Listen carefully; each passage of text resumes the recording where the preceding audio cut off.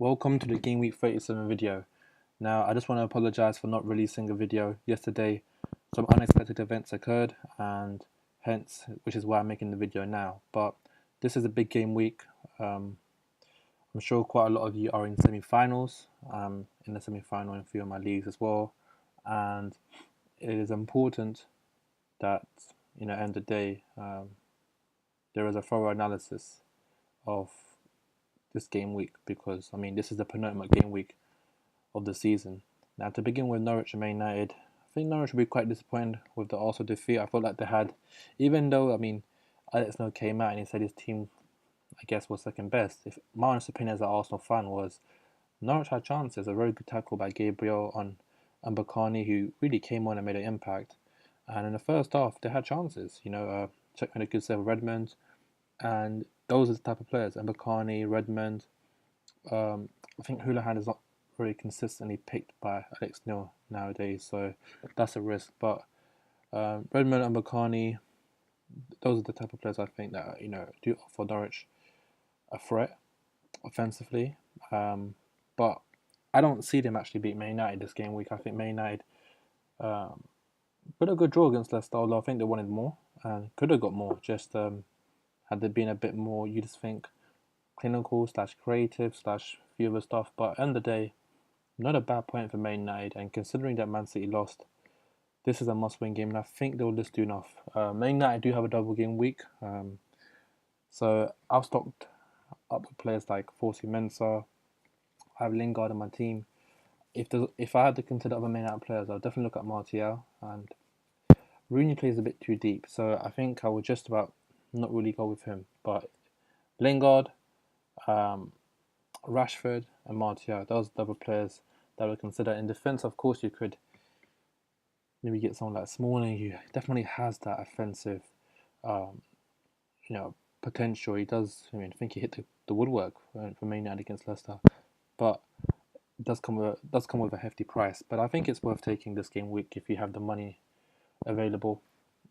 He's definitely one of the defenders you can look at. So I'm gonna go for a Man United win, and those are the players I would look at. For Villa and Newcastle, Villa losing the game against Watford is very typical of their season. They're 2-1 up, and 90 minutes in, and they end up conceding 2 goals. But some players are starting to shine for Villa, weirdly. Westwood's been getting a few points here and there. Jordan Ayew again. He seems like the one of those players who can get points. So, but really, would I invest in other players? Not really. Newcastle, big win against Palace at home, which I predicted. I even mentioned about getting Townsend and Darlow. And Darlow said the penalty, so I'm hoping some of you took my advice and got some good points of him. It's weird because you can look up the defenders at Newcastle. I count the goalkeeper as a defender in a way, but because they get clean sheet points. But you've got someone like Dummett, for instance, whose price nearly the same. But I felt like as if Palace will, have some shots on target for sure, and the penalty save was a bonus. So if anyone profited from that, that's great. But I think Newcastle will win this game. I need to win this game. This is a good fixture for them to have. So if Newcastle, for instance, don't pick points, they've really got themselves to blame, to be honest. And same players I would mention again, Wijnaldum, you look at Townsend, looks at Cisse preferred over Mitrovic. Those are the players I think I would look at. Not really Perez or Sissoko. I don't feel like they are very consistent. Wijnaldum has not been consistent as well, but I still think he has that offensive ability. Townsend definitely has recently really stepped up his game with goals and assists, and seems to be really a creative spark in what Newcastle do. So I'm going to go for a Newcastle win. Next is Bournemouth and West Brom. Bournemouth lost 2-1 away to Everton. I don't really think, once they got the goal back, once the 2 went down, they didn't really show much. Joshua King's been getting quite a lot of points recently, a player who I have in my team before. And this is a bit of a weird game because Bournemouth, West Brom lost 3-0 at home and to West Ham, and I just think both these teams are now going to fizzle out. So maybe defenders are worth looking at. Maybe these teams won't score. So, of course we know about Francis Daniels and Bournemouth, and we know about, Jonas Olsen, for instance, at West Brom. Those are the kind of players I look at this game week, just because I just don't think they will score enough. Or maybe I see a Bournemouth win, and then you look at maybe Joshua King, cheap and available. But I would state this game week, because there's a lot of teams playing two game week fixtures, you kind of want to stockpile on those players rather than players from these teams. Palace and Stoke had the Palace had a chance to equalise against Newcastle, and they'll be very disappointed with the result. But end of the day, it does seem like they're safe from relegation. Although maybe getting a point here might secure it, but I still think they're safe. So Palace, I mean, looks like Wickham is still playing and he's back from his injury, so he's obviously one to look out for, along with Zaha, Balassi, etc. So, but I do think the FA Cup's in their mind, and I wouldn't really go for players in this game week in Palace. Stoke, on the other hand, disappointing. I think they could have got 2 extra points, dropped a kind of a needless penalty. You get Sunderland, but you got to give Sunderland credit. They're battling for their lives and they got a crucial point. Looks like Crouch is now playing first team. Looks like Mark Hughes has gone for him for the final game week. So looking for a striker at Stoke, is cheap, it's available. Looks like it's a player you want to go for. There's Arnautovic. Shaqiri looks like he's in the physical, back in the team from his hamstring injury as well. So those are the ones I'll look at. Defensively for Stoke, Cameron's quite cheap, but to be honest, again, I wouldn't go for players. So I'm just giving recommendations in case someone is really adamant about getting players in these teams. Sunderland and Chelsea. Now, Sunderland do have a double game week. They've got 2 home games and they tend to turn on this part of the season. So defensively, I've got Manoni. You've got quite good points actually at home against Arsenal, but will he get points this game week? Who knows? But Sunderland have a habit of doing this kind of stuff. I personally will look at him. I'll look at Van Aanholt, Barini, and Defoe. Those are the players from Sunderland that I really look at. And considering it's a double game week, it's worth taking the risk. Chelsea, on the other hand, incredible draw against Chelsea. I mean, the game itself was just had everything: aggression, good quality goals, had everything, comebacks, name it. I think Hazard now is worth a risk at 10.8. You've got Costa, who seems to be not scoring, but chipping in, and I've still got Loftus-Cheek in my team, and I still think he might be given the chance to play. I think the Chelsea fans want to see him play, especially because the season is pretty much over for Chelsea now. Because they're pretty sure that Spurs didn't win the league, so that's a risk. But Hazard, I think, will start, and Begovic looks like he's playing at the moment, deputising for the injured Courtois. And then you got players around him. Willian looks like he will be starting, so if you're looking for a guaranteed player, I'll look at him as well. Now, West Ham, Swansea. West Ham 3-0, emphatic. Quarto, Noble, Payet, all avoiding points. I had Carroll, who got an assist. I had Payet, he also got an assist and a bonus. So I still think if you're looking at this game week with West Ham 2 games, Carroll and Payet, I think I want to look at. Defensively, there are some players to look at. Ogbonna, there is even Creswell, he could end up with a combo with him crossing for Carroll. So those are players I'll look at. Swansea, on the other hand, first time this season they've actually scored more than 2 goals, and it's no surprise to see Ayew with the goal, and he had a really good game, and Gylfi Sigurdsson also had a good game as well. So yeah, but I still think West Ham will win this game. So that's what I would say, especially because they have a double game week. I will seriously look at players in their team. Leicester and Everton, Leicester champions, absolutely deserve it. It's not only great for football, but I think it's great for everyone. It just shows what can be done with hard work. And, important draw against Man United. It did put pressure against Spurs. People will think, oh, they won the league before, but they took it game by game, and credit to them. Important draw against Man United. And I think, this game week, I'm not so sure. Is it going to be celebration or not? But guess what? I think Vardy's back now. They've got Mahrez. They might turn on the style. So, again. But Everton, they've got something to prove here as well. Look, Martinez is under scrutiny, and I'm sure he wants to get something maybe at the home of the champions. So, the thing I'll say here is, I've got a little sneaky feeling that Everton might scrape out a goal-scored draw here. I reckon there'll be goals in both teams, but I think Everton might get something here. So I think I'm going to go for a draw. And obviously, everyone knows which players to get for Leicester. It's not even worth mentioning it, maybe to a certain extent. But Everton, on the other hand, they've actually dropped Lukaku now and put Nies, I think that's his name. I think he's from Lokomotiv Moscow. And I'm not quite sure about him, but either way, Baines is a player recommended. He got the goal.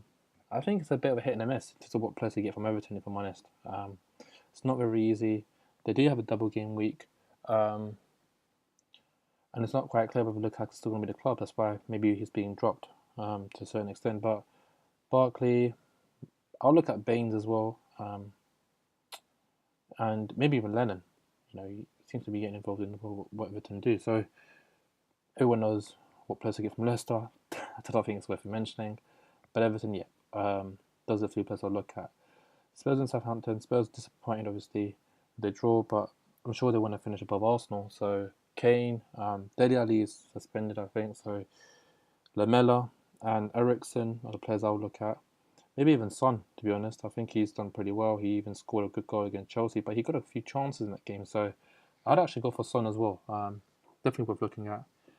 Defensively, I think Spurs have been a bit shaky recently. So just because of that, I question if you really want to go for them. But obviously, Rose is the one I'll go for just because of his offensive potential. Southampton on the hand, great win against Man City. And I mean, Mane is a player I'll be mentioning, but score a hat trick the way he did, 20 points.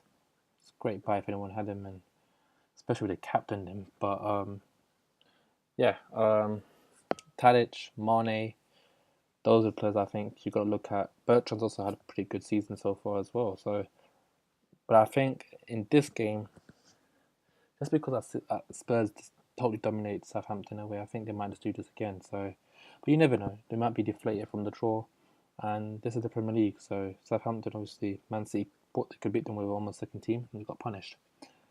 Liverpool have a double game week, 2 home games, and they come back from just reaching the Europa League final. Players I'll look at are Sturridge, but I do think he will start just because of the fact that Origi now is injured. You have Coutinho, Firmino, Milner's been doing really well. Lallana's been doing well. There's a lot of players you can get from Liverpool. Defensively, look, Moreno might get rested, but they do have a double game week. But I think he does a lot in what he does offensively, and it's going to be interesting to see how much rotation he does. But I don't think Moreno will play both games, even though there's a player that I've got in my team. But let's wait and see. Watford on the other hand, Troy Deeney was the player I mentioned, got some very late points against Villa, and Igalo somewhat was more involved in this game, but I still think Deeney is the one because he's also got the set piece. He's got double game week as well, so definitely worth looking at, 100%. And Man City and Arsenal, this is a big game because Man City not guaranteed top four at the Champions League, and it's a big game. There's no doubt, just because they don't have that double game week, it's not as lucrative. But Man City do have players. Obviously, everyone knows about Aguero. We've got Kevin De Bruyne, but again, with both Arsenal and City, I would say maybe it's not the best players to get this game week. And at Arsenal, Matt Saka's now injured, so Gabriel's back in the first team. So definitely a cheap defensive buy. Maybe you want to look at game week 38 because Arsenal do have a home game against Villa, so you can maybe. I'm not saying you don't theoretically the rest of the players, but keeping them in your team does make sense because you do have them for the future game weeks. And then we have the double fixtures for West Ham United, Norwich Watford, Sunderland Everton, and Liverpool Chelsea. And rather than me talking about what I think about who will win the game, what the result might be, you guys are now fully aware of my recommendations to the individual players from each team. And I really think that if you have the ability to make some free transfers, to make them and try to get some players involved amongst these 8 teams. And I would be very careful about doing extra transfers that cost you just because you're in semi-finals and it can come back to bite you. Last week, this season been very weird for me. I mean, I don't think I've ever recorded where I've not really I've been quite stubborn in the fact that I've not, example, accepted to buy Mahrez, for instance, this whole season. And there's no doubt when players who perform very well like him are not in your team throughout the whole season, you do get punished. So rather than me finishing, let's say, in the top 1-2%, that, well, usually it is the 1% if you look at my record. This season I look like I'll probably finish in the top 5 to 10. So it goes to show how important it is to stay up to date with the players. But also, just last week I took an extra cut because I wanted to go for a bit more of a risk, and it kind of backfired. And in one of my public leagues. I was top four, and now I end up finishing seventh, so I'm not involved in the semi-finals. So I seriously would say, even though I'm taking a risk because you could say I've not had one of the best seasons, I would like to see you guys not take that much risk this game week. I think you guys should be preparing for this game week from beforehand. If you watch my future videos, into the stockpiling certain players, and if you're going to make free transfers, really use them this game week, because next game week is just another game week. Rather than focus on that game week, focus on this one. Obviously, like I mentioned, you want to probably not get rid of some players who've got good fixtures next game week, because there's only 2 game weeks left, but really focus on the players that have got double game weeks. So that's my analysis of the fixtures of game week 37, and